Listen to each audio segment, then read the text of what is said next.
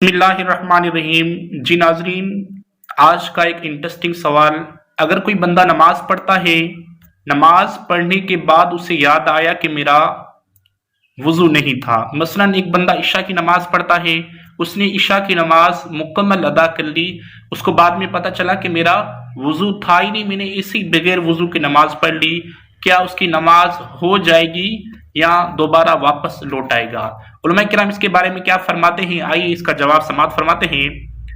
अगर किसी का वुजू टूट गया और उसे वुजू करना याद न रहा और उसने भूल कर बगैर वुजू के नमाज पढ़ ली, मुकम्मल कर ली, बाद में मालूम हुआ कि मेरा वुजू ही नहीं था और मैंने बगैर वुजू के नमाज अदा कर ली, तो उस नमाज को दोबारा लौटाना लाजमी है, यानी उस नमाज को दोबारा पढ़ेगा।